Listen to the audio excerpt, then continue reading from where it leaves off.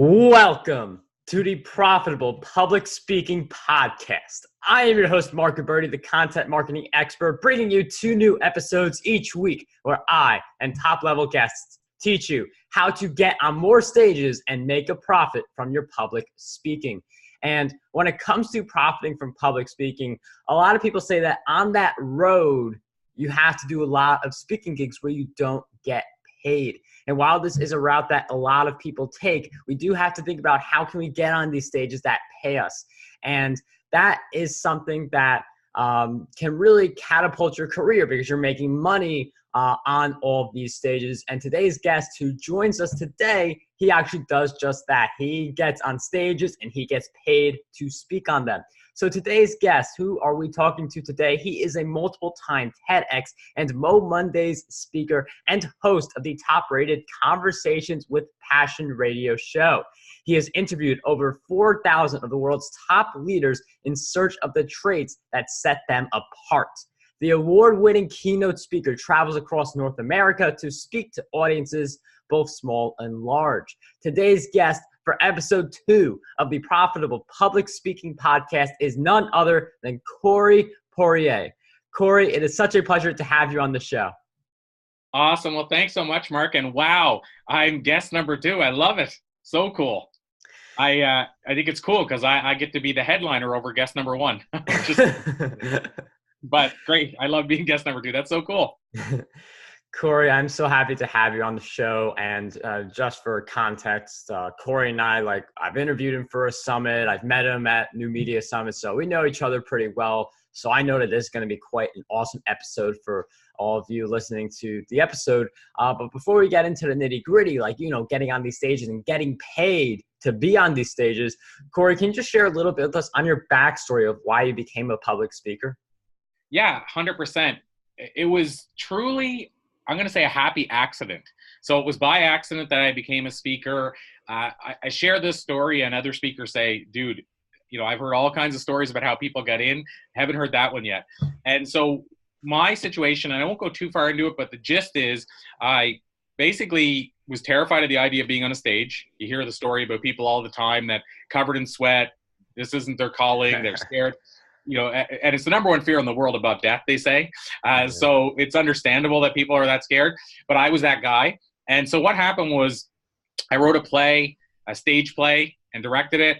I wasn't in the play because I didn't want to be on the stage because I was terrified of being on the stage, but one of the actors sprained his ankle, so I had to write a part for me to give him extra time to get backstage to do his costume changes.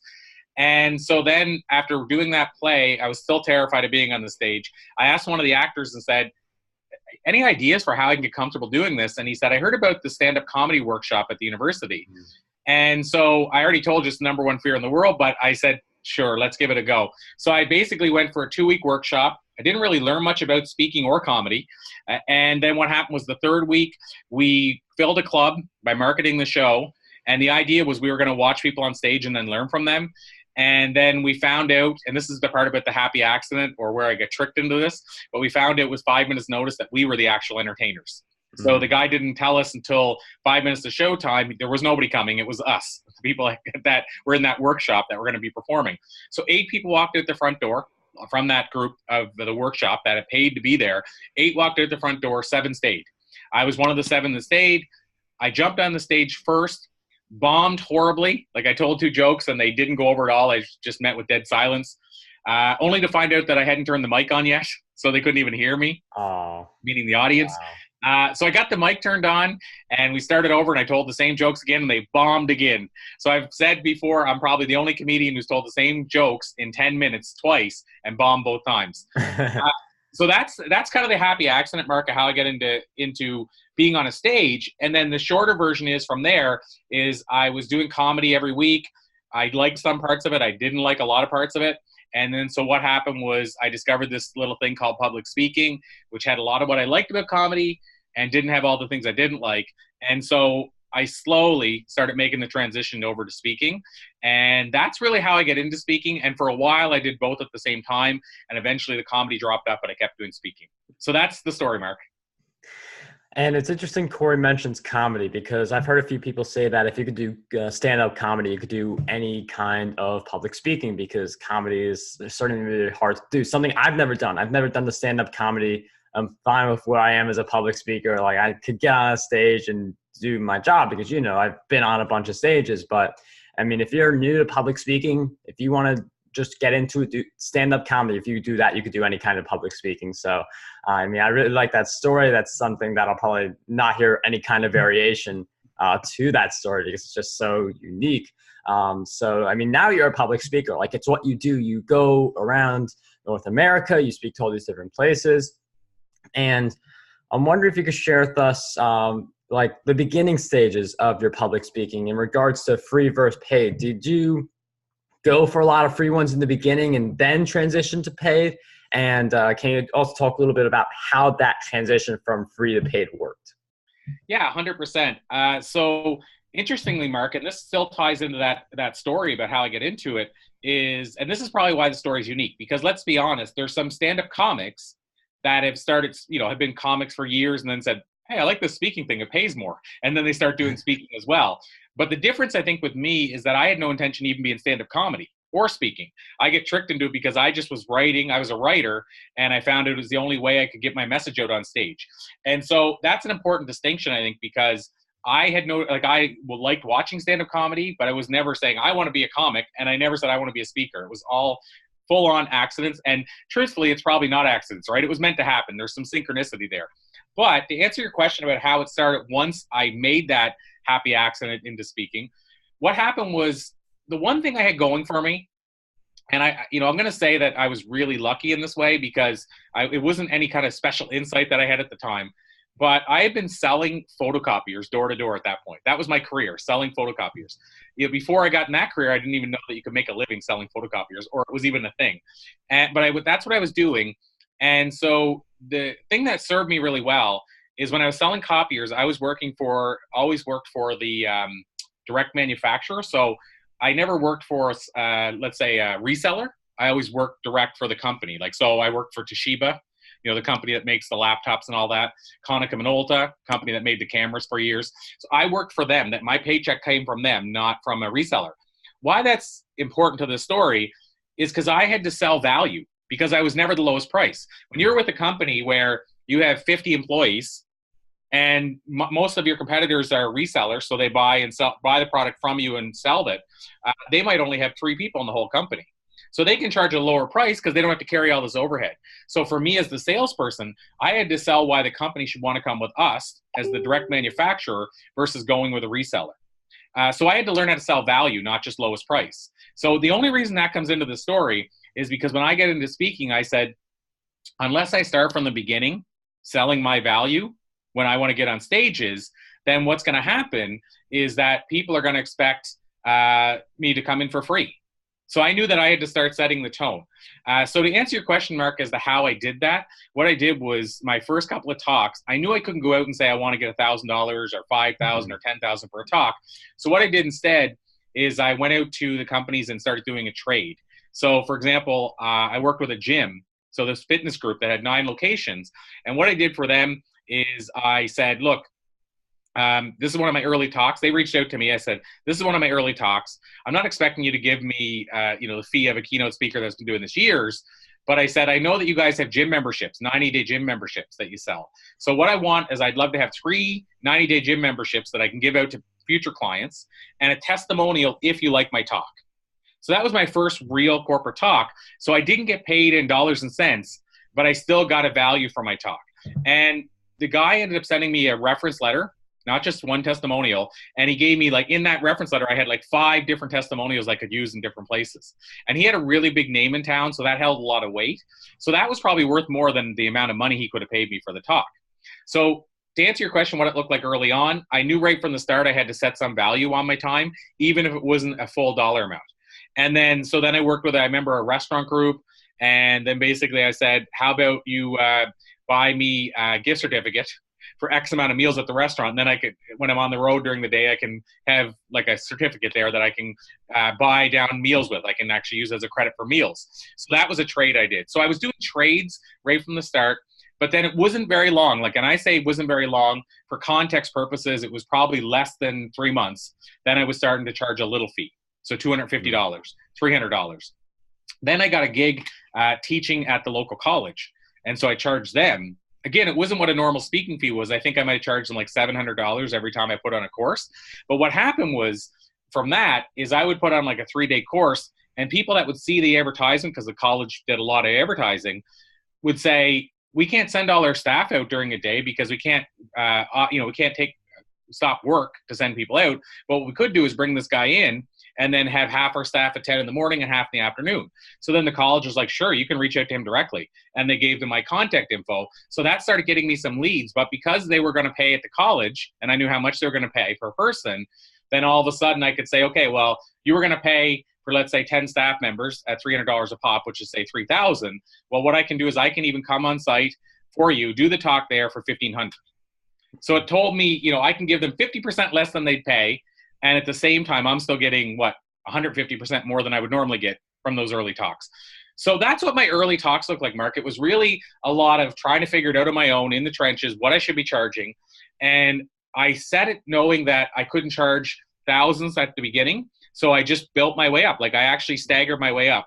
But I will give something to somebody who, I want to give insight to somebody who's saying, what do I charge, or how do I know when to charge it? So here's the one thing I did do early on as well, is I was handing out evaluation forms. For the sake of you being able to see it, this is a copy of it here. And those evaluation forms I hand out during talks, well, what I did is I used to say, what is my ratio? What is my approval ratio? How many people are approving it? Like, how many people are saying you did a good job? And early on, I was probably around 65 to 70%. And so at that ratio and number, I felt I can't charge thousands of dollars. I said, I need to be at 85% before I can charge over $1,000. And so that's what I did. I just focused on my craft until I got it up, 65 to 68, 68 to 70. And when I say this, I mean consistently. Because I would have, one of those that'd be like 90%, but the majority would be 60 to 70. So I increased that so that eventually, 10 out of 10 talks, I had over an 80% approval rating. And once I got to that level, I said, okay, now I can charge in the thousands. And I had to decide what in the thousands that was. So I think I started at 1,500. Like, I jumped from, say, 800 to 1,500. I didn't stop at 1,000. I just went above that.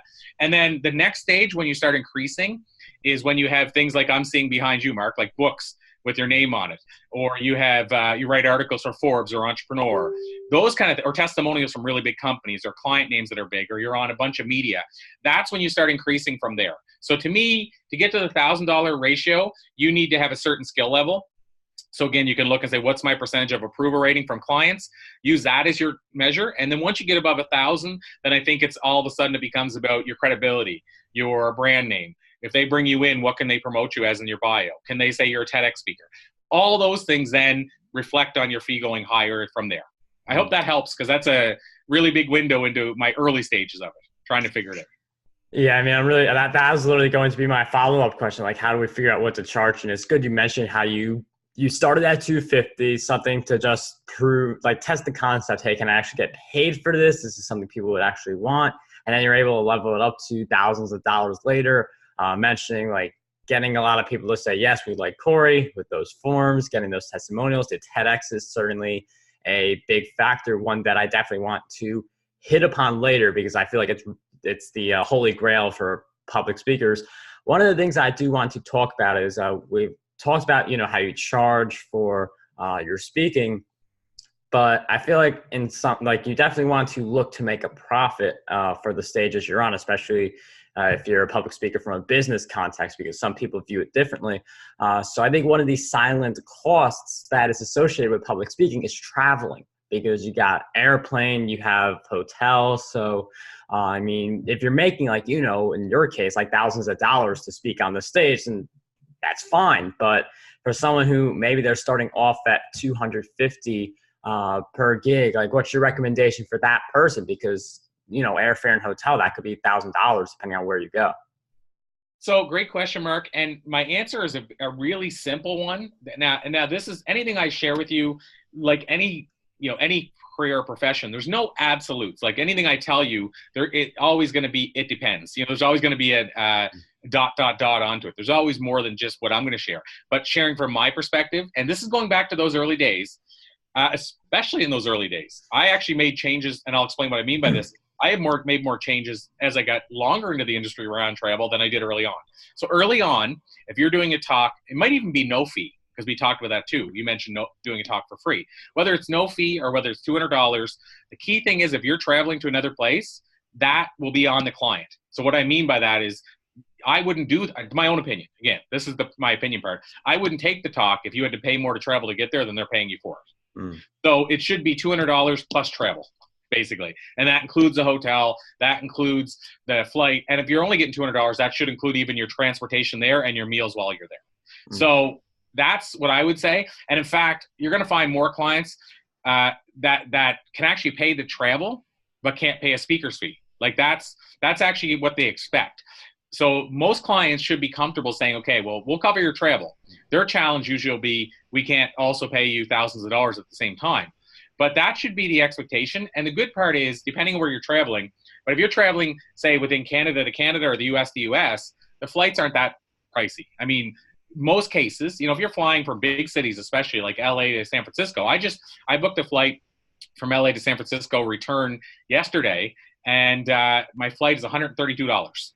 And that's return. So my point is that a client, if they're not willing to pay $132 to bring you there and return you home, then it's probably not a good fit, because you're never going to have any good end result from working with that client, because they can never hire you again or pay a higher fee if they can't pay the airfare to get you there. So my first answer would be you should expect for that kind of talk that they're going to cover the airfare. Now, here's the it depends part, because there's also talks where people are saying, well, we're going to give you this platform to sell your product, or we're going to give you the stage to do that. There's other circumstances, and I think this should be reserved for after you've been doing it a while. But if you've been doing it a while, or you have your own business that is really humming and making great money, and you don't need the speaking revenue, and you can cover the cost to get there for the return, the potential return, then I would say, hey, go all in if you want. But for somebody just new, and that sounds like who we're talking to here, I would say that don't even look at those opportunities where they're saying, you get yourself here and we're going to give you a great platform. Because my experience is 9 times out of 10, the platform is never as great or big as they promise. So I would focus on doing talks that are local, if somebody won't cover the travel, getting that lower honorarium or $200, what have you. Do the talk that's not local and charge a fee for travel. Here's where, for me, I started changing it. So the funny part is, you would think it would be the opposite, but I was early on, that was non-conditional. I wouldn't waive the travel. Now, the interesting part is, as I got bigger into the business and as my fees increased, I would make circumstances where I would waive the travel, and I'll explain what I mean. You might think, why would you waive the travel if you're requesting it when you're just starting? It's because there's times whenever the client might say, for example, it'd be easier for us if we had an all-inclusive price. And then so I would tell them, well, okay, I'll do an all-inclusive price, but I got to work in my travel, everything, right? The travel, the accommodation, and all that. So I'm going to build it in a bit higher to cover myself in case the flights go up. So I might do it that way because I actually can make a little bit more money on the travel and take care of it myself. And I can get maybe a more favorable flight for me than they might book me otherwise. So I might decide, I'm still getting my travel covered, if you see what I mean, Mark, but yeah, I'm building it in. I'm not saying it's separate for travel. But you can't do that if you're doing a no-fee talk. You can't build it into zero, right? I mean, it's either, if you're doing a no-fee talk, you can't say, I'm building it in and now I'm charging you zero, but the travel's covered, because it's not. It's if you're doing a no-fee talk or a $200 talk, then I think the travel has to be covered on top of that. But if you're eventually doing talks that are $8,000 and $10,000, and the travel is going to be $500, and they say, we just don't want to deal with a separate travel cost, you might say, okay, I'm going to build in $1,000, and then I'll just charge them, instead of $8,000, I'll charge them $9,000. So then you're covering your travel, but it's still built into the deal. So you're not covering it out of your pocket. It's just you're paying for it maybe up front and getting it back by the time the talk's done. And that brings up a second thing that I should say, because I don't want to confuse people. And you can tell me if you want me to go here, Mark, but on how you get paid, like when you get paid. Because when I just said you're paying maybe up front and getting it later, I don't want people to then think I'm saying you're paying for everything as soon as you book it, and then you wait till the day you speak or after you speak to get paid.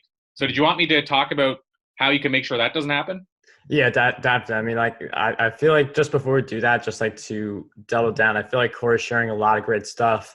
I was initially going to ask, well, if someone's new, they want to get anything they can get. But I mean, if you're if it costs you $1,000 to speak, that's not the model you want. So definitely like really great insights from Corey, but I'd love if we could explore deeper on that topic you mentioned.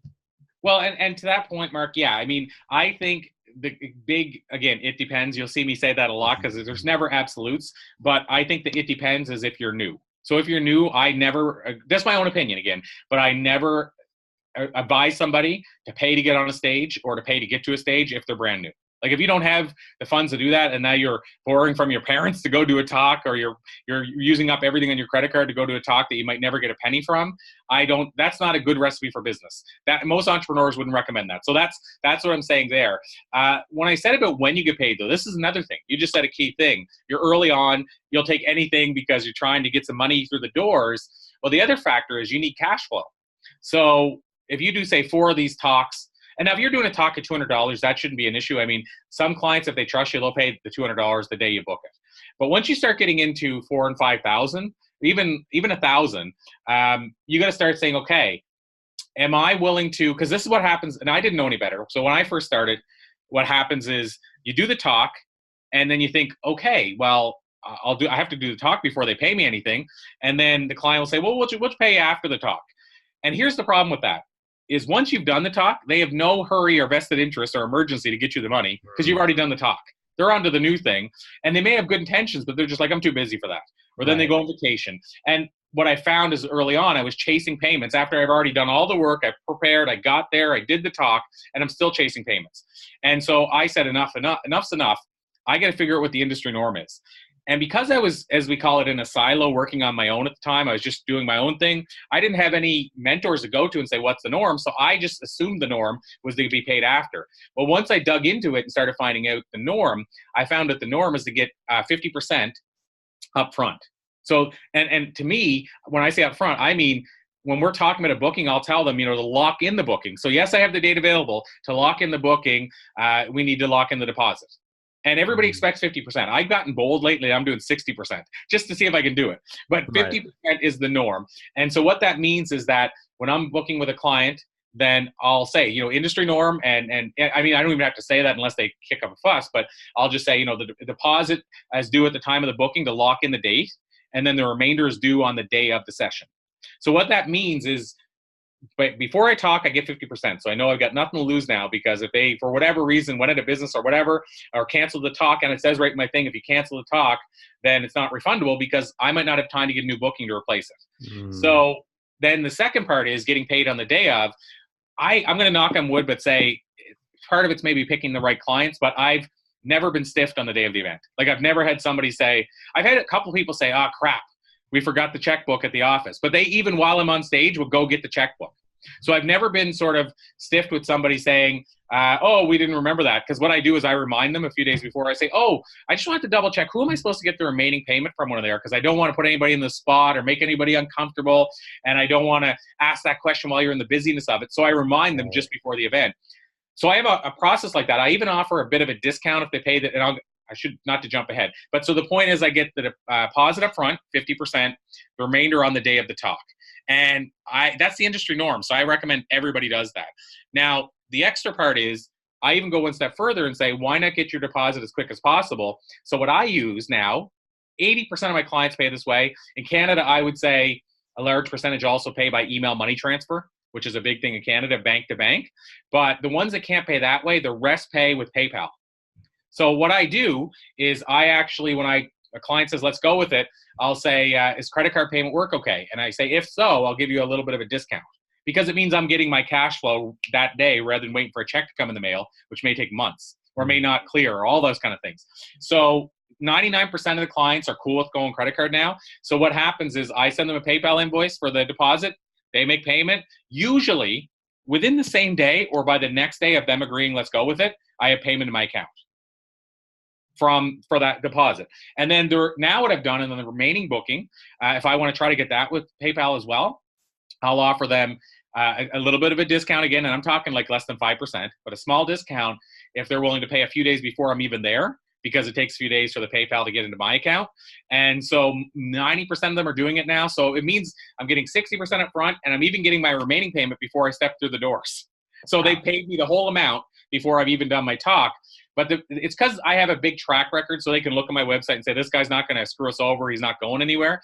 But the point of that is, even if you don't have that track record, if they're wanting to bring you in and they trust you enough to say, we're going to hire you, you should be at least able to get your deposit in advance and then the remainder on the day of the event. So hopefully that addressed all that, so you don't think I'm saying wait to get paid until after you paid it all up front. The great part too, and you can tell them this, the reason I want a deposit is because I'm going to be paying everything in advance and preparing everything in advance. And then they go, oh yeah, he's paying for the travel if you're paying for it out of your deposit. That way, at least then you can have it all covered, and you have more. The idea is you should have more in your deposit than what it would cost you in any way, shape, or form to get to the event. Yeah, that's really great advice, because a lot of people, like, they think, it's that big check you receive at the end of the event after your talk, but then you got to chase people if they don't come through right away. And especially if you turn this into a career, you don't want to be chasing like 10 different people for speaking that you did in the past. So that's certainly a very interesting point. I know earlier we talked about the TEDx, because I feel like that is what every speaker wants to have in their profile, like that ability to say that I was a TEDx speaker. So I know you've done some TEDx's. I know you've helped people do TEDx's. And I know that, if you have TEDx, it definitely helps you charge a higher fee. So I wonder if you could share, how exactly do we get on that big red dot? Absolutely. And Mark, something that just popped into my head about that other one, and I won't stay here long, but another benefit of getting the deposit, because this just happened with me. I had a client who they were running an event, and it was open to the public, and they didn't get the numbers they wanted, so they decided to postpone it to the following year. Well, they had already paid me my deposit, which was non-refundable.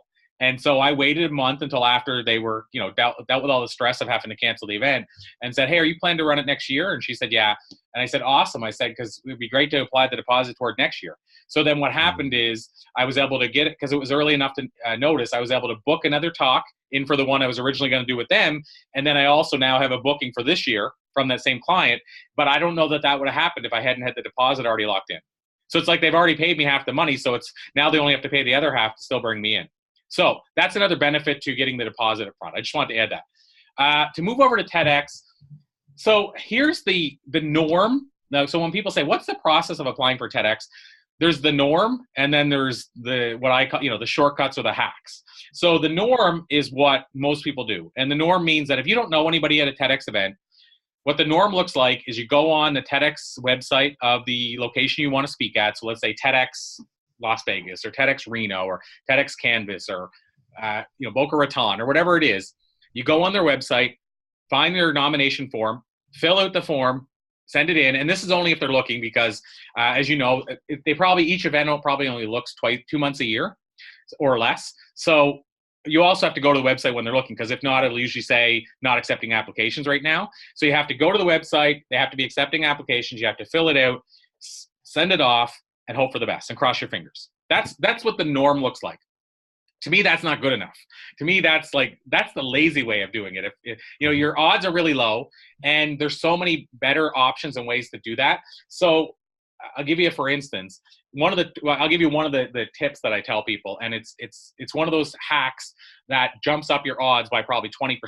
So, and just to put that in perspective, the normal odds I figured out are between 1 and 10% of you landing a TEDx talk if you don't know anybody and if you're doing it from scratch. So where does that come from?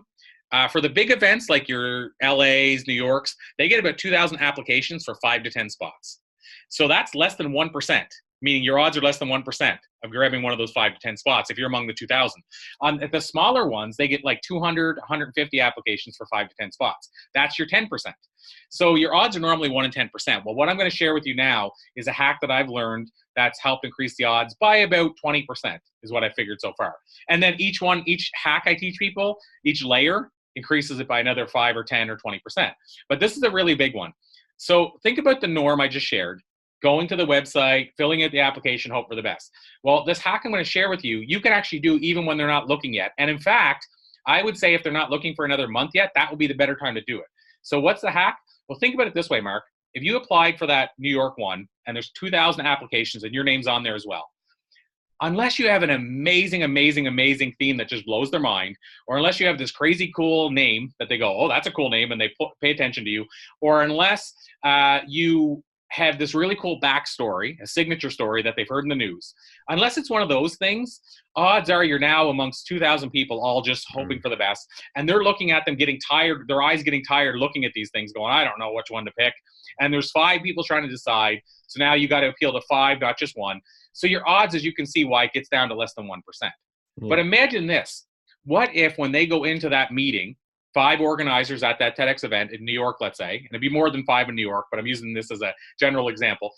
They're looking at the applications and they come across Marks and say, how do I know this dude? Or they say to the other guy, this is the dude that shares my stuff. And all of a sudden they all start talking, saying, I'm connected with that dude as well. So imagine how big your odds go if they know who Mark is. So what does this involve? Where am I driving at with this? So what I recommend that people do is, first of all, they need to find out who the organizers are behind the event. Now, here's the teaser, Mark. The truth is that there's a whole nother step for how you can find out who the organizers are. That's another trick altogether. But there are some ways you can find them just on your own by research. You'll probably only find 1 or 2, though, out of 5 or 10, whereas the system I use, I can help you find almost all of them. But here's the thing. Once you find out who the organizers are, then what do? Well, 99% of them are going to be on social media, right? So you see where I'm going with this. Yeah. I want you to reach out and connect with them on Facebook, on LinkedIn. And once you're connected with them, what I want you to do is, now you can see if you resonate with them. If you don't agree with the stuff they share, or their stuff they're sharing is hate speech or something, well, don't share it. Yeah, get on the radar. But as long as you agree with what they talk about and you're a fan of what they're sharing anyway, why not then start liking their stuff, commenting, sharing it after you're connected with them? And then think about this. If you do that for a month or so, and then you see that they're starting to look, and you reach out to each one of them and say, or even just one of them, but say, hey, Jim, I've been connected with you for a little bit now, and I see that you're actually one of the organizers with TEDx New York. I'm just wondering, what's the process if I want it to be considered? And so now what happens is Jim goes, oh, I'm glad you asked, Mark, and I see you've been sharing my stuff. Thanks so much. Yeah, if you want to send your application in. But now here's what happens. When it goes in, now Jim knows to watch for yours. And if you've done that with 4 or 5 really well, even if you only reached out to the main organizer, the main of the 5 to ask that, when they get in their discussions, they're all going to start bringing up Mark because they all know him and he's been sharing all their stuff. So now your odds, and I say 20% conservatively, go up dramatically because now you're on their radar rather than just the application that came across the desk.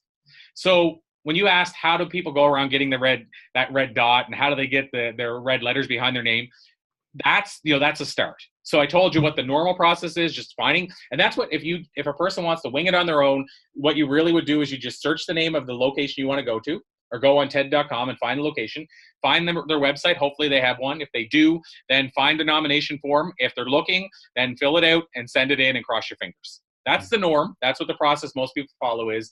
And then all I've done is figured out how to trick the system. And last week, for instance, or 2 weeks ago, 2 of our students just landed their first TEDx talks after trying for over a year on their own.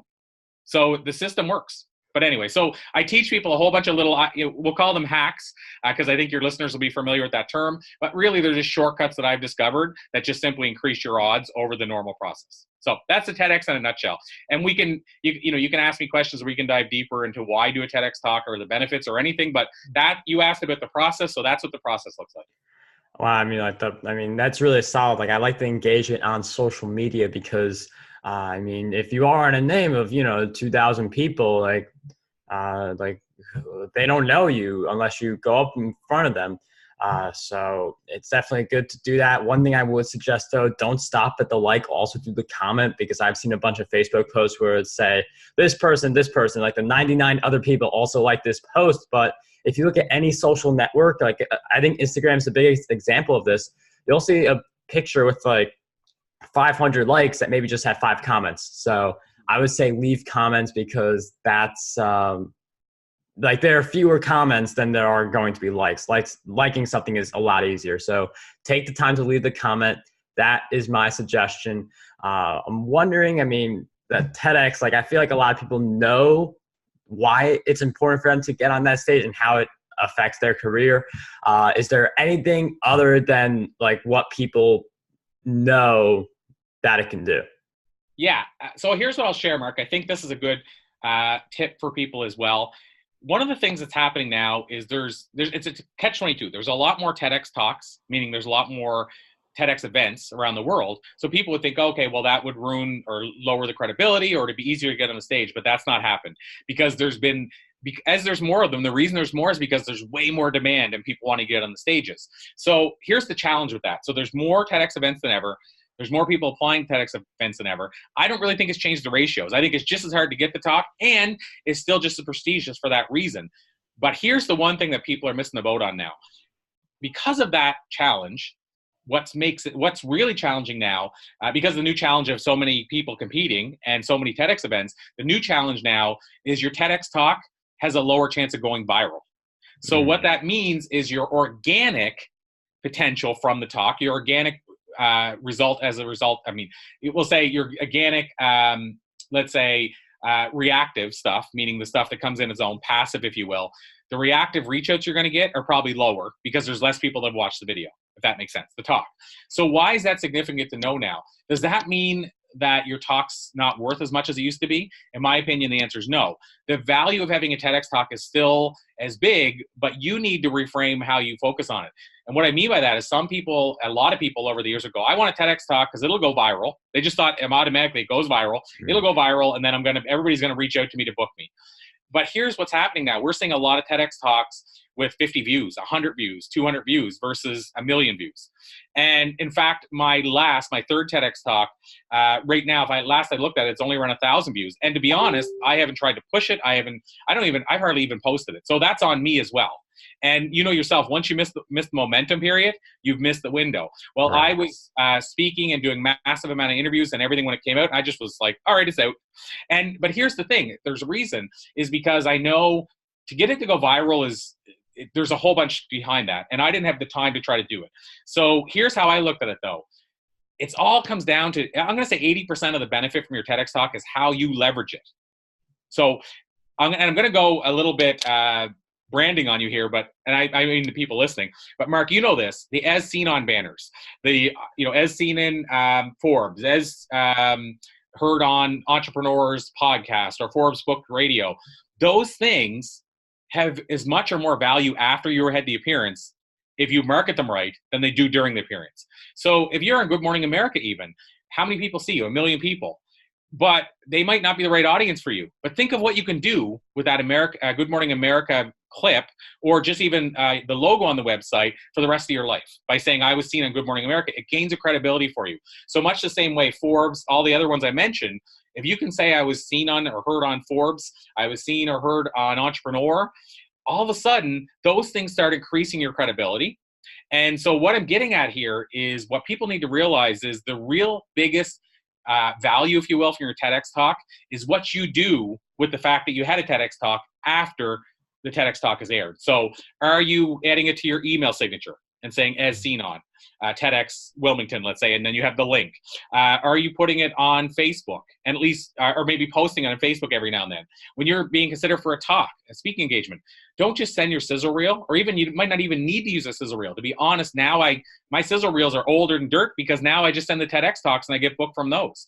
Mm-hmm. And so it becomes now the thing that people go, wow, he's a TEDx talk, and they view you different than the other speakers they're considering. Also, you can have that as seen on banner and include your TEDx logo. So my point out of all this, another tip I can give you is if you do secure the TEDx talk and you do get on that stage, and I've seen a lot of people do this, don't just let TEDx put the video up and then let it end there. The truth is your real value is going to be everything you do after the video goes up. And that doesn't just mean pushing people to the video. That means how many people you let know that you are a TEDx speaker, and that can even include your bio that they read when you're about to walk on stage. So Mark, that would be a big takeaway, is make sure you leverage it properly. And in fact, in our program, I say that we don't just help you secure the TEDx talk, we help you secure it, then deliver it, because as you know, a TEDx talk is different than other talks. So delivering is we help you craft it. And then the third component, which is I think as important as the rest, is leveraging that talk for the rest of your life. So that's the tip I would give people. Yeah, I like that leveraging idea because, if you are a TEDx speaker, no one knows unless you say it. And your email signature, that's a really great place. On your website, on your bios, put it everywhere that you're a TEDx talker. And that definitely helped you get on more stages. One of the questions I have, though, is you mentioned earlier how you got that early deposit and then you were able to apply for the following year. You also mentioned that you were able to quickly get a new speaking gig in there. So I'm wondering if you could share with us your approach to finding all these gigs, because Just finding that many gigs is hard enough, and then you got to apply to all of them. So I'm wondering if you could share how you find all of them. Yeah, so here's, and again, as you know, Mark, I'm a full disclosure guy, but at the same time, this is one of those areas I'm passionate about, and I could probably tell people 10 different tips for finding lots of bookings. So I'm going to reserve myself to just one strategy. And this is, I try to go to the one that was a game changer for me when I'm sharing just one. But basically, here's what I did. And this is a caveat. It depends on what kind of talks you want. Some people want to speak at social media conferences or like New Media Summit, the one we were at. Some people want to speak at corporate events. Some people want to speak for associations. So like the Plumbing Association of America or what have you, where it's members that pay a membership. So first of all, it depends on what kind of event you want to speak at. My answer will be different depending on that. But here's what I'll say. And this is an unpopular statement for people that are in our world, which is the online marketing world. But the truth is, and I think you know this deep down, Mark, unless you're selling at the back of the room, typically speaking, the social media conferences, the conferences we love and go to and pay to go to, typically don't pay unless you're a high-level keynote speaker name. They typically don't pay as high a fees as a corporate talk does. Like, in other words, usually they'll bring you in and say, we'll pay for your travel, we'll pay for you to get here, we'll pay for your hotel at the most. Maybe they'll say, we'll give you, $1,000 honorarium. But mostly what they're going to say is you can sell from the stage, but we're not going to pay you a keynote fee. The exceptions would be the people like, for example, if you go to like Social Media Examiner, and I don't know this for a fact, I'm speaking based on guesses, but let's say a Guy Kawasaki or Murray Smith, they're probably getting a keynote fee.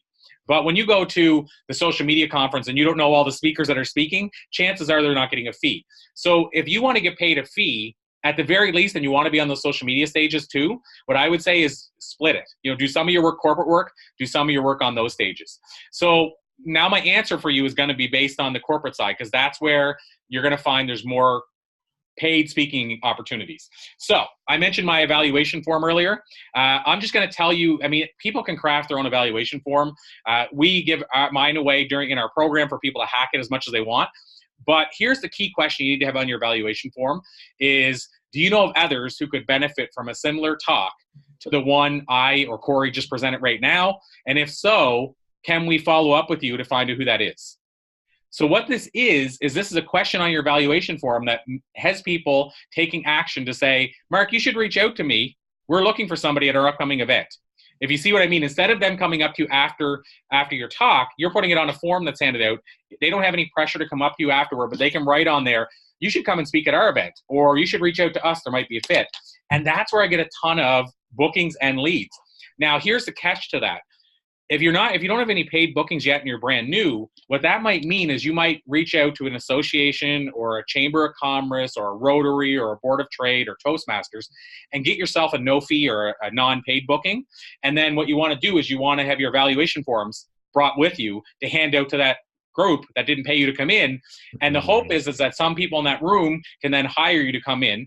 They fill out the form and say, reach out to us afterward. And that's where I end up getting probably still to this day, between 20 and 30% of my bookings come from that.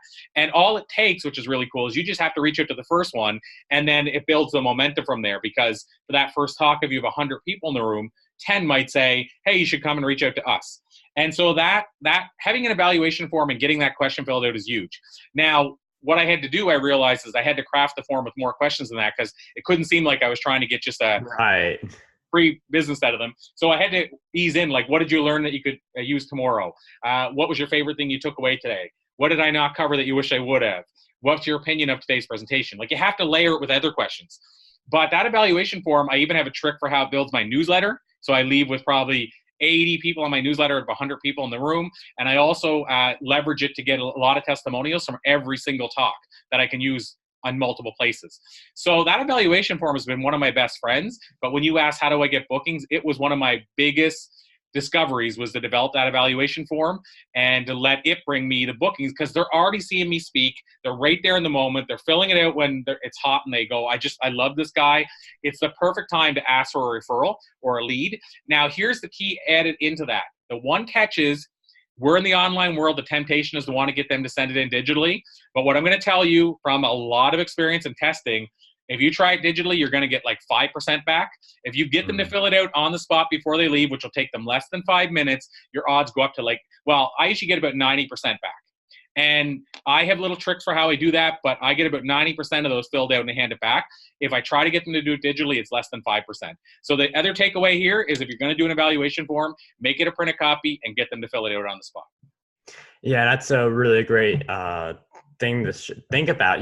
Digital, not many people, but if you have the hard version, definitely more people are going to get back to you. And there's certainly a lot of ways to incentivize people. You could offer like some kind of free raffle or a gift to someone. If you submit this form, you qualify. So there's certainly a lot of different ways that you can do that. There's one final question though, because I know we want to talk about places we could find Corey and stuff like that. But I'm wondering if you could share with us, how do you get those forms on the tables? Like, do you just go like 15 minutes before the event and just put them all down one at a time? Do you have people help you out? Like, how do the forms actually get distributed? So another great question. And it really depends, Mark, on the nature of the event. So I'm right now booking some public events for the end of May. Those are events I'm running myself. In that case, chances are, so this is a chances are because it could vary, but I'll usually bring on somebody to help me with the event. So I'll get them to hand them out. And so to answer your question too about where, I'll get them to put them, say, under the chairs. So that way when people come in, I can say, there's an evaluation form under your chair. I'll touch on that later. And then at the end, I'll remind them of it and say, and here's one of my tricks for how I get them in is I'll say, I'd love to thank you for attending. I'd love for you to fill out an evaluation form. It'll take you like 3 minutes. By doing that, you're helping me help the next group because I'll get insight that helps me grow and I can carry it to the next one. But then at the same time, I'll say, and I'll do you a favor in return, is I'd love to send you a free digital copy of my latest book. And then I'll say, so when you fill out your email address on the form, make sure you write book beside it so I know to send you a copy of the book. And that's how I end up getting a lot of them back. When most rooms I can get a lot back anyway, but that helps put it over the top. So what we do is we put them under the chair, whether it's me or whether it's somebody else, one of the two. Usually and ideally if we're in the room early enough before they get there, so when they get there, it's already in. Sometimes that's not possible. If it's not and there's tables, then what I'll do is I'll put a stack on each table and just say, I'll mention this at the end. And then I always leave let's say 5 to 10 minutes to mention it. So that's how I would do it in that circumstance.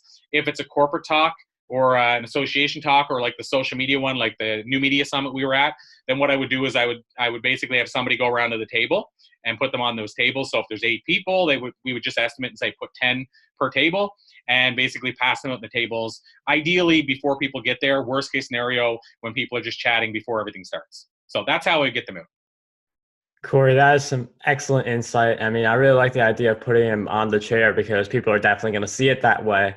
And I mean, I really like all the insights you shared with us today. This was an incredible episode, as I knew it was, because I mean, we saw each other at the New Media Summit. We've known each other for a while. So I hope you listening to this at home or during your commute, you really enjoyed this episode. I know Corey has a TEDx program. He referenced that a little bit. So I'm wondering if you could talk a little bit about some of the ways that we can find you. Yeah, absolutely. So here's the easy way, Mark, if somebody's interested in learning more about that program. It's a pretty easy website. It's I'll correct that. It's a pretty easy website for people to check out. I was lucky I got one of these websites where it kind of explains what it is in the title. So if people want to check out the program, it's easy. It's thetedxprogram.com. So thetedxprogram.com, that's pretty easy. We do have a speaking program as well. We touched on it a little bit about how people get paid bookings and all these things you were asking me that I learned in the trenches. I teach that in the program. That one, people can find more details at thespeakingprogram.com. So you'll see I have this luck factor with me in getting great domain names. And then finally, if people just want to connect with me and learn more about me and maybe they're not ready to get into speaking yet, they can actually check me out or find me at thatspeakerguy.com. So another easy domain to remember, thatspeakerguy.com. And that has all the social links, links to programs, TEDx talks, all the stuff's on there. Corey, thank you so much for sharing those resources with us and all the great insights throughout our time together. It was such a pleasure to have you on the Profitable Public Speaking Podcast. Awesome, Mark. It was an absolute pleasure. As like you said, I knew it would be because we know each other quite well. I love the work you're doing. I love that you never stop. And as a little plug for you guys, and I don't even know if you know about this yet because it was just arranged late yesterday, but we're planning to have your mother, your brother, and you on our show tomorrow. So tomorrow. That's relative to when people hear this. But we are having the Guberti family on our show as well. So I can't wait to share your story. And I love all the work you're doing. So thanks for making magic happen, Marc.